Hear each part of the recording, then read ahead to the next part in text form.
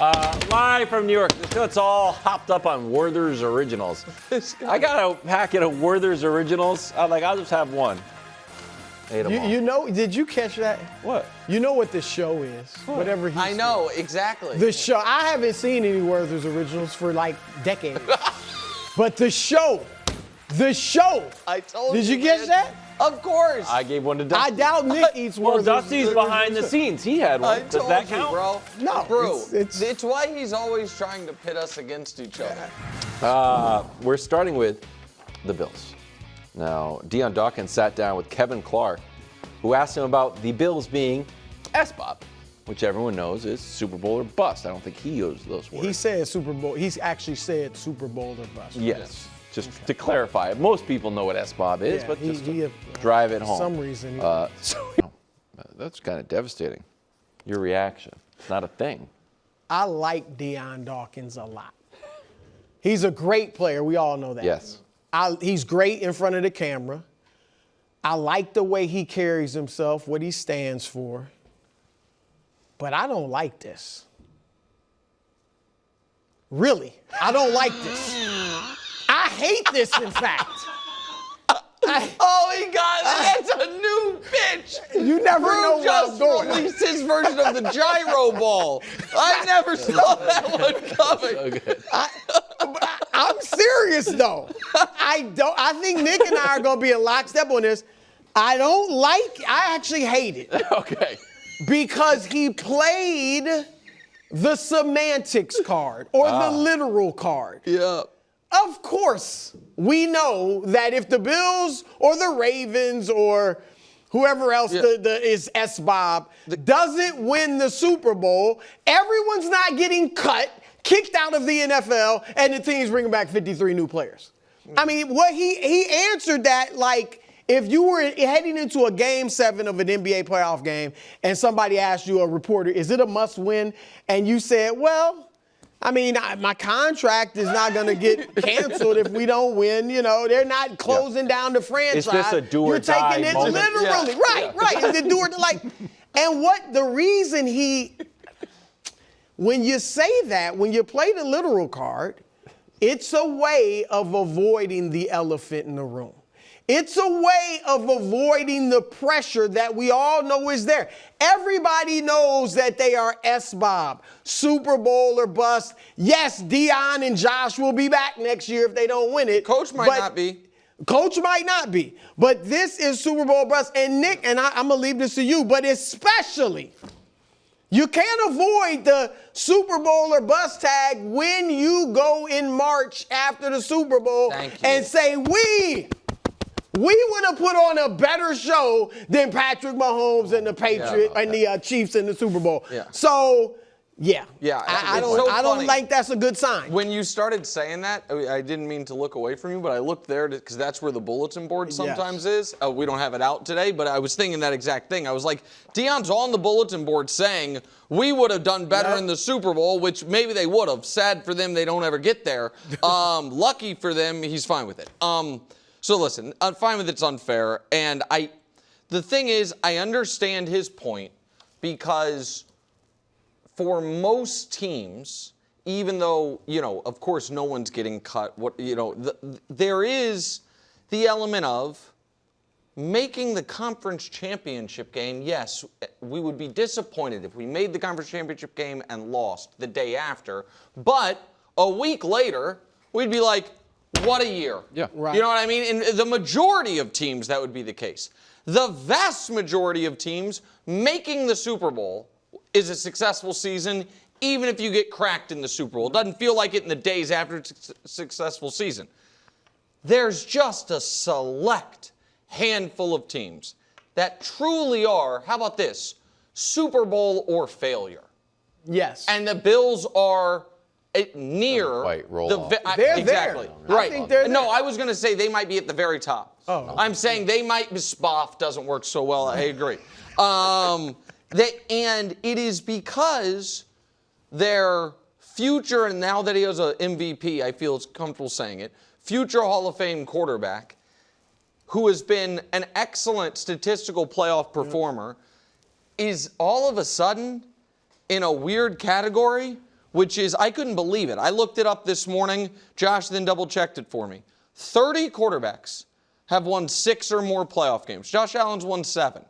Here's the full list of them that haven't been to a Super Bowl. Just him. Wow.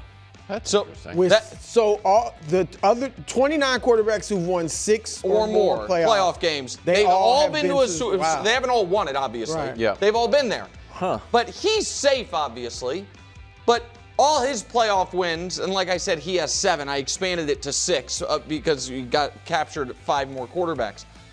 There's been 32 coaches to win 7 or more playoff games. 2 have not been to a Super Bowl. Chuck Knox, Sean McDermott, and that's it. The other 30 all have. And so that is odd company, particularly for Josh. Now, Josh is as safe as a player can get. I don't know that Sean McDermott is. And I don't know that that's fair, but let me rephrase it. Fair is not the right word. I think Sean McDermott's a good coach. Yeah. But if I were running the Bills and we got just beaten by the Chiefs Right. again this year, I got to change something. But I agree. if they go 12-5 and lose in the AFC Championship To the game Chiefs, I have to change something. I have to. Why else would my team believe it's going to be different? I don't know because you lose 32-30. Well, that's how they've been losing. They're always 32, close. but 29, there's like a 20. special team Yeah. touchdown. It's like you got to go. But there is, I mean, look, we They saw, have and I to know break the Knicks haven't been as good as the Bills for this long, but they made a change. We saw the Golden State Warriors when Mark Jackson had a 50-win team. They made a change, and the rest is like we've seen this happen plenty of times before in sports. You can't, like Nick said, you got to change something. We're not changing the quarterback. You're not changing certain players. If you don't get over the hump, you have to change something. And the reason I said I tried to pull back I don't think it's fair is if you're a defensive-minded head coach, they're not losing these playoff games 12-9. No. It's not because, they lost. There was the one against Cincinnati when Josh didn't play well and they didn't score. But all their other playoff still losses. 10-27. Right, they still allowed 27. But and all the other playoff losses, the offense has produced and the defense has just gotten exposed as a regular season And defense. remember last year, I know the Chiefs stepped it up in the playoffs, but that was the first game all year they scored more than 30 points. Yeah. Want to hear wild take that I firmly believe that is ridiculous? I'd love it. I think because they're getting a new stadium, that's enough of a change. Oh, maybe. Possibly. But Weird, those but like, games are what are we not- going to do? It's like new stadium. Except the games typically possibly. aren't in their I stadium. know, but it just feels like No, it's turning a something page different. versus we have to let go of the coach. Okay. I It's like won't we're be turning the page clamoring to somehow. get No, rid I'm of not- McDermott, I'm not but I'm either. just I saying, just- we but all know he's a good coach, but sometimes you need a new Change voice. the logo. But I do, when Dion Dawkins says, what's going to happen if we don't win the Super Bowl? The answer is you might have a new head coach. That is certainly, that's the... What, are you going to tear down our stadium? They open up against the Ravens. Right now, talking about Super Bowl hangover for Kansas City. Now, Travis Kelce is not dwelling on the Super Bowl route, putting the memory of a catchless first half and a 34-0 destruction of their dynasty before it even got worse. Then eventually, the offense kind of came to life. Sirianni. It's not getting you back on the Sirianni Chiefs was Kingdom just list so- or whatever it is. This is bad. It might have happened during the game. Yeah. Fourth quarter, but Yeah. all right, Yeah. whatever. Is there any chance of a Super Bowl do you want to see the historical stats on Super Bowl buddy, hangover? you're- Here's the it's your historical stats on the Super Bowl hangover Josh has. Only 5% of teams have won the Super Bowl after losing the Super Bowl. 9% lost the Super Bowl. If we go all the way down on the bottom, 31% have missed the playoffs. The problem with this is big. graphic is this is you tried to sell me this bill of goods a few years ago, and the Chiefs found themselves in the conference championship game with 12 wins once again after when they lost to the Bucs. Now they didn't win make or win the Super Bowl that year. They 12%. They had the worst season of the entire Patrick Mahomes era. It was kind of embarrassing. They won 12 games and lost in overtime the AFC title game. Totally unacceptable. I find the casual, flippant, in places other than here, disrespect and just moving past the Chiefs dynasty, inexplicable. Because there was no point in Peyton Manning's heyday that people were like, you know what? This is the Titans' year.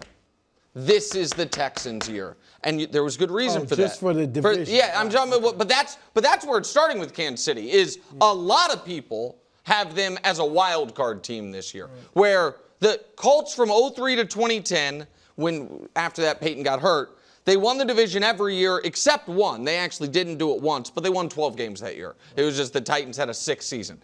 The Patriots from 2003 to 19 won the division literally every year except for the year Brady blew his ACL. And so the idea that the Chiefs, we have reason to believe we are in a different phase of the Chiefs when all of these active streaks are active. Division titles. It's the Chiefs, and this is also kind of a Bills stat to the previous conversation, but we can show it to you. Division titles, longest active streak. Chiefs have 9, Bills have 5. It's the second longest of all time to the Patriots. What about 11-plus win seasons? All right, the Chiefs have 7, the Bills have 5. It's the second longest of all time. What about years where you win at least one playoff game? The Chiefs have 7, the Bills have 1. That's 1 behind the Patriots. And then the crazy one, what about seasons where you win multiple playoff games? The Chiefs have 6. No one else in the league has more than 1, and it's the longest streak of all time. We are in the midst of literal unprecedented greatness. We are in the midst of the greatest 3-year stretch, tied for the greatest 3-year stretch in the history of football. And people are just convinced, yeah, but have you seen Bo Nix? And I find it embarrassing for a lot of sports media. Look, I think of a Super Bowl hangover as a mental or emotional letdown, right? Where, like you said it, you could theoretically, I guess, or literally say, well, the only time they didn't reach the Super Bowl since Patrick Mahomes, after his 2nd season, is after they lost the Super Bowl, like you said. So was that a hangover? I don't think that was a hangover. I think they just got beat. 18-point lead at halftime. The AFC title game, played a bad half. So I just think that I don't think they're too experienced. Kelsey's absolutely right. I love that answer, and he didn't give the reporter any room, he didn't play along with him. Well, it was a few months. No, I don't even know, but I'm not even thinking about that. I like that, but that's the strong mentality that the Chiefs have. Now, I'm not saying that definitely means they're getting to the Super Bowl. Sure. I am saying if they don't win the AFC, I don't think it'll be a Super Bowl hangover. I think it'll be Baltimore, Lamar, Josh with Buffalo finally got over the hump. And if Kelsey is older and we see it, where he's just not the same player, Rashee Rice doesn't return to form. Sure. Patrick doesn't have the light show, and now we're really wondering, okay, what's going on with Mahomes? I think it'll be that the Chiefs just aren't as good as they used to be, but not a supernatural funk or something like that. Okay. So, go ahead. I have two reasons. One, to your previous graphic about the Patriots, and we've done this exercise before about how Tom Brady and Bill Belichick were great, obviously, but they also feasted on the incompetence of the Bills, Jets, and Dolphins. And I don't think the Chiefs have that anymore. Well, I think that's true. So I agree. Obviously, those teams are not as incompetent as the ones you're talking about. But I would like to see the Broncos or the Chargers or the Raiders win a single solitary playoff game. I think that's fair. It doesn't have to be against the Chiefs. But those teams literally, that Brady was beating up on, literally didn't have a franchise quarterback. These teams have franchise quarterbacks. Maybe. Have coaches that have won Super Bowls. Definitely. So it's just the resumes are better. I get that, but the entire AFC West hasn't won a playoff game since Mahomes has been there. I want to see them do it. And then the other thing is this margin for victory. And there's 2 ways that you can look at it. It's like that picture of the old lady and the young woman. If you look at it one way, the Chiefs, all they do is win close games. If you look at it another way, so this is 17. This is straight. This is nuts. 17 straight wins. Straight games? Yes. Well, no, 17 straight. Yes. So, no, it's not 17 straight games. It is, they have not lost their last 17 one-score games, they're 17-0. They've won. So because the only times they've lost, they got beat by more than one score. So the question is, when you look, that's a very impressive stat, and they've got what it takes, and they need to make the plays that keep them in contention and keep the games close. And then when you look at it through the other lens, it's Isaiah Likely's toe, which could have gone another way. It's Aiden O'Connell botching the snaps that the Chiefs have to recover. It's Leo Chanel's blocked kick. It's but was none it of those Butker or games, somebody else bounced it off? Hold on, but none of those games close stuff. But I guess But so turn a couple of those into losses. And does last season end differently? Because the playoff games, they handled the Texans start to finish. Totally. And the Bills game, Josh Allen had the ball down 3 with 3.5 minutes left, and he got 17 yards. And that was not a muff. So, and the Chiefs won the conference by a lot. Like, not actually because they gave up on the last year, but I'm saying they could have the last game. So I just think that I never, ever, ever heard Super Bowl hangover with Peyton Manning, Tom Brady. And you know what? We shouldn't have. Because Tom Brady lost a Super Bowl. He lost in 2007 and then had his knee blown out in week 1 of 2008. So I throw that. Obviously, you throw that out. In 2011, he lost. The next year, they were 12-4 and in the AFC title game. In 2017, they lost. The next year, they were 11-5 and won the Super Bowl. Peyton lost in 2010. The next year, he was 10-6, and they did lose in the wild card round. They got back to playoffs. And in 2013, he lost the Super Bowl, and they went 12-4 and went to the divisional round. Like, I don't think teams with top 5 all-time quarterbacks have Super Bowl hangovers, especially when you have a great head coach. So I just think that part's silly. Sure. Next up, Caleb. Speaking of top 5 all-time quarterbacks. I don't know about this. Is it time to worry about Caleb Williams? Courtney Cronin gave a balanced look at the QB coach combo. Now, some concerns were that the offense is too complicated and Caleb couldn't process everything yet, while some of the optimistic points, Brew, were that the installs were now established and Caleb continues to improve. So, I know you read the entire article.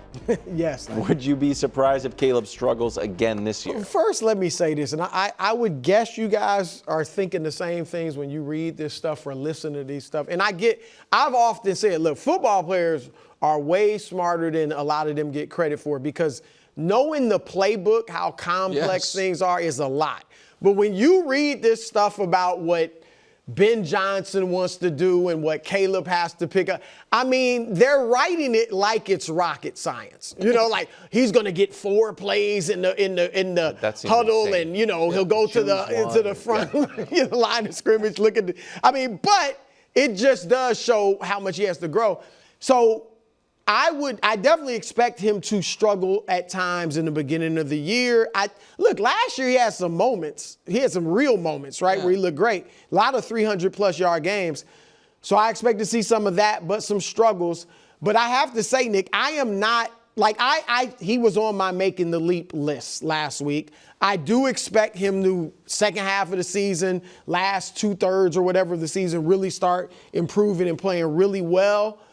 But I am not at the point where I will be surprised if he struggles. The whole year? Yeah, like it's up and down and you're not sure what he is. Like when I say Victor Wembanyama is going to be great, there's not an inkling of doubt in my mind. Last year when I said Mahomes is going to be great last season, win the MVP, there was not an inkling of doubt. Now I was wrong, but there wasn't any doubt. Yep. Now, when I say that about Caleb, I have some questions. I think he'll be really good, but I do have some questions. And Nick, part of me feels like, are we patronizing Caleb?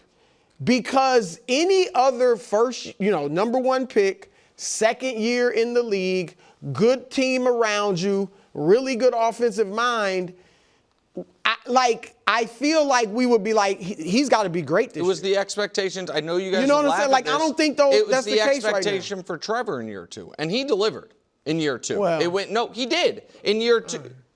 I mean, he was fine. You act like he wasn't like great. I mean, he was 7th in MVP voting, so I don't know. Maybe there's 6 guys better than him. I'm just telling you what he was. They won. I bet he was in the top 7. Right, exactly. And Sam Darnold was great last year. He was. I mean, I'm just he was great last year.